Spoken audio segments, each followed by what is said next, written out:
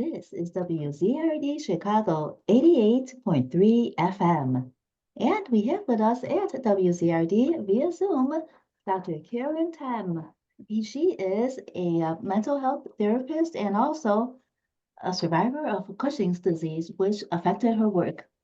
How are you today, Dr. Thames? Thank you so much for having me, Trudy. I am doing very well today. Thank you so much. Well, first of all, Dr. Tam, could you help us understand do you work with the Juniper Network, and do you also work with the Bridging the Gap Collective, and help our listeners understand the difference and the connection between the two? Absolutely. Yes. So I am a clinical psychologist and I see clients for therapy at the Juniper Center. And I feel very grateful to be a part of that community. And that organization is just amazing. Um, I am also the president on the executive board of directors for Bridging the Gap Collective. And Bridging the Gap Collective is the nonprofit arm for the Juniper Center. So I feel grateful again to also be a part of Bridging the Gap Collective. Well, first of all, tell us a little bit about your background. You have extensive education, but that helped you in your work, but then you became ill, and the doctors couldn't diagnose you in the beginning. That's right. Thank you. So I earned my doctoral degree in clinical psychology about 20 years ago now. And I've been doing the work ever since, and I specialize in trauma, couples therapy, personality disorders. But one thing that I've always also specialized in is working with individuals who deal with chronic illness. I did not think that chronic illness would also knock on my door, but life can have surprises along the way. And so several years ago, it wasn't too long after I graduated, actually, maybe a couple of years afterwards, I began experiencing very strange symptoms. And to make a long story short, the first overt, most obvious symptom was gaining 30 pounds in 30 days. Mhm. Most of us can imagine that is not very normal. And I insisted that, my body was out of whack. There were things going on with me. I had an onset of diabetes, hypertension, high cholesterol. My organs were starting to break down. And so there were a lot of things going on, but I couldn't find a physician who would diagnose me. Cushing's disease ended up being the illness that I suffered from, and it is considered by the medical community to be so rare that it's diagnosed in one of every 10 million people. And so, of course, because of my journey, a lot of doctors just attributed it to poor diet, lack of exercise, etc. I fought very hard to seek a diagnosis, and it's a long story, but I eventually found a team of experts in Seattle, Washington, about 3,000 miles away from my home, and got the help that I needed. I've had a couple of surgeries and still live with a life threatening illness due to treatment of Cushing's, ironically. But what that has left me with is an understanding that, through life experience I have gained. And I think because of that, I have an even greater connection with my clients who struggle with living with chronic and invisible illnesses. When you go to doctors, do they try to find out the cause of the disease? Because what do you find in your practice? Do the patients want to address the symptoms, get rid of the symptoms, cure the disease, or do they want to find the cause so that they could stop that cause from further debilitating their body? Yes, absolutely. I mean, the whole reason behind seeking a diagnosis is to find the cause of the illness and therefore address it and treat it and cure it ideally. And so with me, the symptoms were extremely debilitating. I became completely bedridden and, believe it or not, almost died from the illness. The doctors, because they attributed my symptoms to poor diet and lack of exercise, it was really hard to get them to explore this. And it was actually through seeing an episode of Mystery Diagnosis, which was a show on the Discovery Channel many years ago where they showcased rare illnesses. And it was that way that I finally found my answer. And when I went to one of the doctors, a specialist in endocrinologist, and confronted him with this information, he said, it's extremely rare and there's no way that you have this illness because of X, Y, and Z reasons. He gave a number of reasons. And I told him I would not leave his office until he started testing me. And so I wanted to know. So the first thing was finding biochemical evidence of the illness. But Cushing's disease in particular is caused by a microscopic tumor on the pituitary gland, which is located on the base of the brain. And so there was even more extensive testing, rather, to find exactly where the tumor was. And a world-renowned neurosurgeon who was a part of my medical team in Seattle removed that tumor in 2011. Unfortunately, due to a recurrence of the illness and another brain surgery not being a viable option, I did have another surgery in which both of my adrenal glands were removed. And for that reason, I'm on the other end of the spectrum of Cushing's, which is the excess production of cortisol. Now I live with adrenal insufficiency, which is the lack of cortisol production. And I have to artificially replace cortisol in my body in order to uh, stay alive, basically. Mm. Well, you seem to be a very energetic and ambitious person and, very outgoing and helping people. So, you were maybe, do you think that was, how, help you overcome this disease? Because it, probably at some point or other caused depression and, made you feel, not your own self. Everything seemed to be out of control. Yeah, absolutely. I mean, not only did I feel like I was in an alien body, but mentally it can totally break you down. And many patients, including myself, can experience anxiety and depression, which I did. And, thank you for the compliment about my energy. I get very energetic when it comes to, talking about helping communities that are marginalized, including the chronic illness community. And of course, intersections that take place in addition to chronic illness, which can add layers to that experience. But to answer your question, yes, I think that it does have a strong psychological impact, which is why I'm just so passionate about working with communities that are often isolated, lost, and feel lonely. Mhm. Well, we've worked with persons of disabilities over the years, and it seems as if the government is not, they have the ADA and then the rules and all that, but still there's not enough push to make life and work easier for persons with disabilities. Do you have any insight about how we could uh, uh, help move this forward? Because you're on the clinical side and you see how you could help people, address it for better mental health well-being. But what about the societal side? What do you see that we need on the societal side that maybe elected officials could help?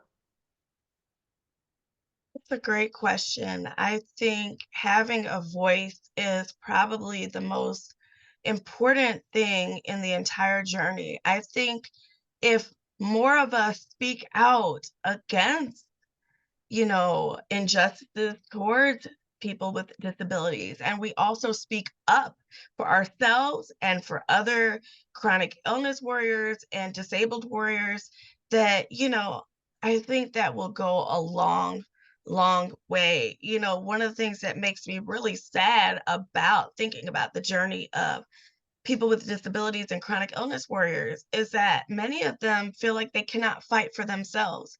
They feel like their voices have been lost. And for many of them, yeah, their voices have been diminished. And they've been turned away by either medical professionals who don't understand or people in the government. I can't tell you the number of times I've had people come to me and talk about how they've applied for disability and they've been told time and time again that their illnesses do not warrant any special treatment or any benefit, and yet they cannot work. And so I hope that, more people will speak up for people with disabilities.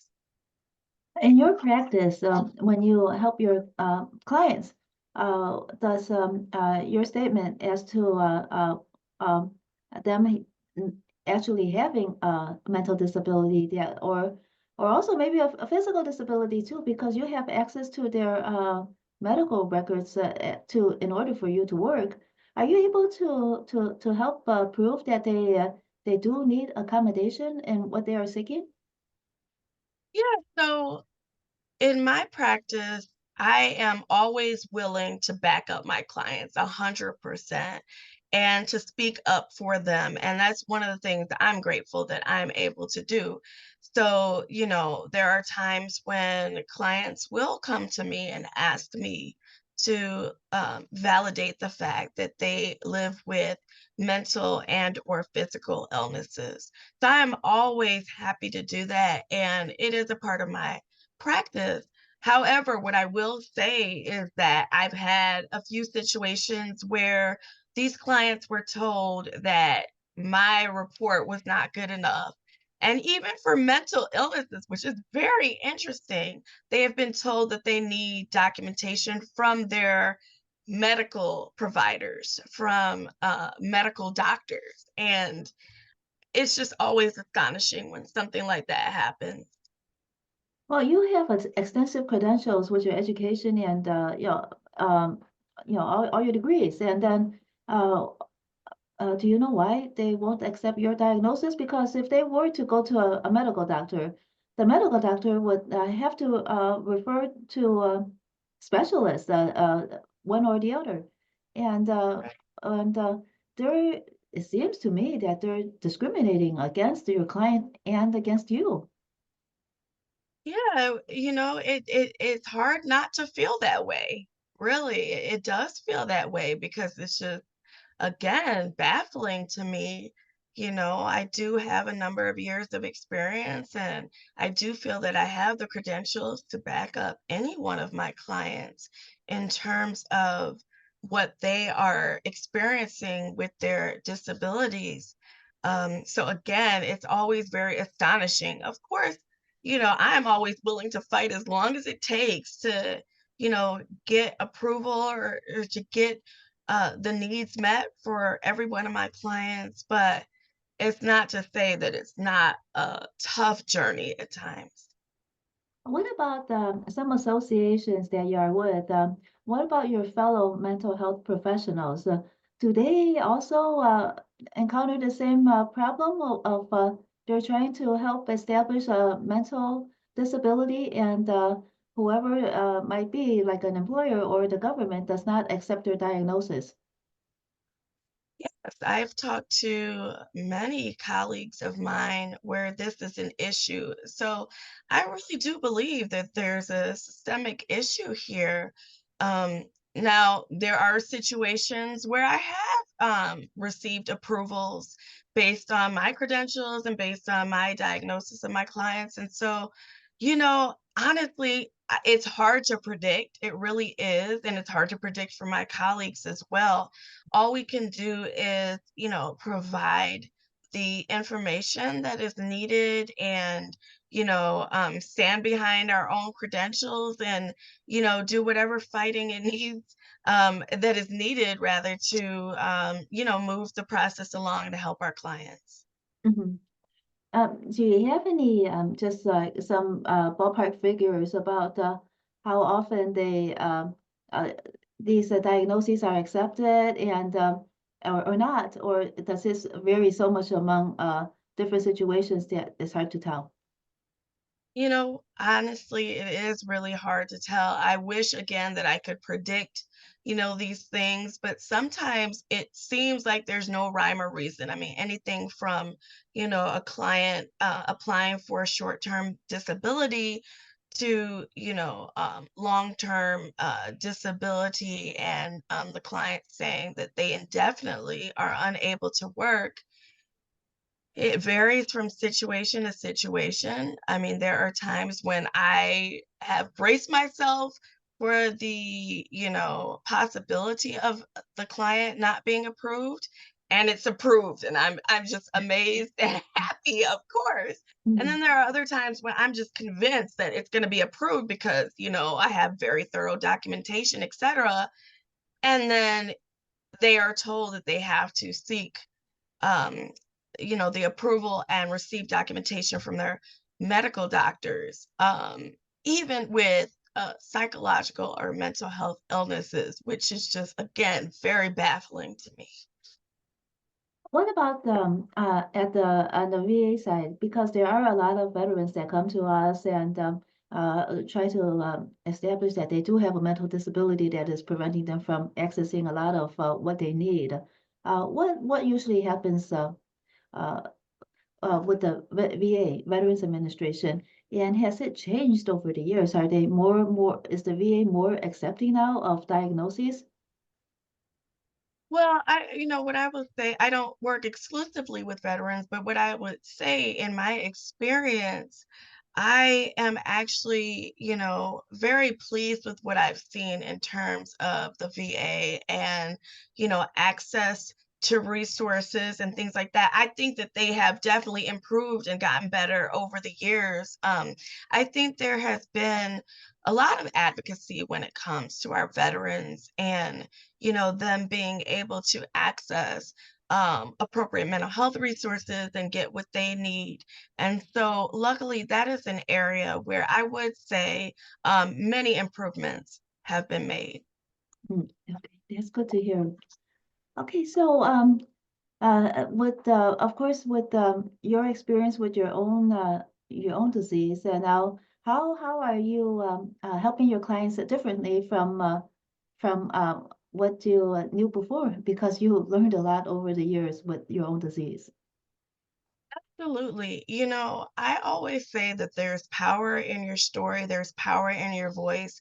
And one of the first things that I do with clients is help them to establish a sense of self empowerment. And part of that is being able to narrate their stories, not only to me, and I'm an open listener, but also to whomever they feel trusting of and feel good about disclosing. The other thing is with invisible chronic illness is many folks feel like they won't be believed because of their experiences with the medical system, etc. And so it is very difficult for them to feel like they have power in sharing their stories. And so in therapy, that's one of the first things that I open up is that once I build trust with the client, if they're able to open up details about their stories and share about their journeys, both past, present, and then their thoughts about the future, that, it opens up a space for them where they do feel more readily able to speak up for themselves and to fight for themselves in terms of self advocacy. Mhm. What resources do you usually refer them to? Because you look at you, you had this difficulty in finding the correct diagnosis. Do a lot of your patients have that problem as well? And do you ever recommend getting a second opinion? Oh, absolutely. Yes, in terms of seeking a medical opinion, a secondary medical opinion, yes, I definitely endorse that. And I encourage clients to seek out, expertise um, opinions. One of the other things about living with an illness, especially if it's a rare, unknown illness, is that people assume that every doctor can diagnose, every doctor can treat, and that just simply is not true. I mean, even doctors who are within that specialty area, um, i.e., endocrinology, because my conditions were and are endocrine conditions.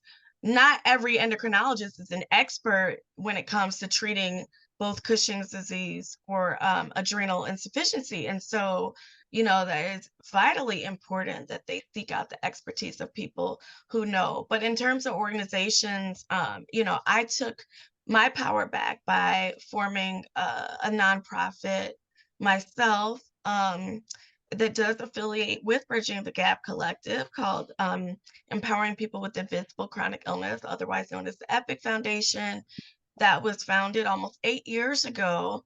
And so, it's somewhere where, it is a virtually run organization. It's run on 100% volunteerism, but the other thing is that, we provide support and advocacy and tools of empowerment to chronic illness warriors and their loved ones. And we encourage things that will help them to thrive. But I also have other affiliates in the community, like the National Adrenal Disease Foundation, other organizations that help to empower patients. Like I said, that's one of the reasons why I'm so passionate about Bridging the Gap Collective, because at Bridging the Gap Collective, we also run on volunteerism and we provide mental health services to individuals who are marginalized, and that being inclusive of the chronic illness community. Mhm. Well, I heard that the Bridging the Gap Collective tries to train interns for various mental health professions. Do you have any interns for your specialty in addressing people that have chronic diseases? Yeah, so we do have interns, and most certainly that is one of our goals is to acquire interns who might have a background in working with individuals with chronic illness. But the great news is that part of the internship is to expose these interns to a wide array of presenting problems and issues, and that definitely is a vital part of their training, is to look at the various intersections when it comes to the identities that people have when they present to therapy. So, not only as it in regards to race, gender, sexual orientation, ethnicity, but chronic illness is another intersection and layer that does affect people out there who are dismissed or ignored. So, our training definitely wants to expose these interns to those various issues. How does Bridging the Gap Collective find the interns, or how do the interns find the collective? Thank you. So, the great news is that, we have a training chair, an intern training chair. Her name is Emily. And luckily, your viewers will be able to meet her as well. And she coordinates all parts of the internship. Our slogan at Bridging the Gap Collective is "We are so in this together." And I can truly say that that is 100% true. We all work together and put our various, hats on and, work with each other within the organization to make sure that, the appropriate interns are placed and that they have an amazing experience. Of course, there is a section on the Juniper Center website where folks can, find out who exactly to reach out to with the contact information, and can most certainly reach out and submit their resumes and whatever else is needed in order to go through with the process. And how long does the internship usually last? So our internships are, equivalent to a school year calendar. Mm, So, so it's a year, but it's like a school year calendar. So about 10 months. okay.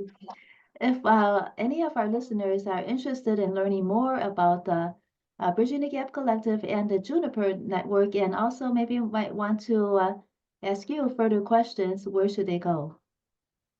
So for the Juniper Center, you can find us at www.thejunipercenter.com.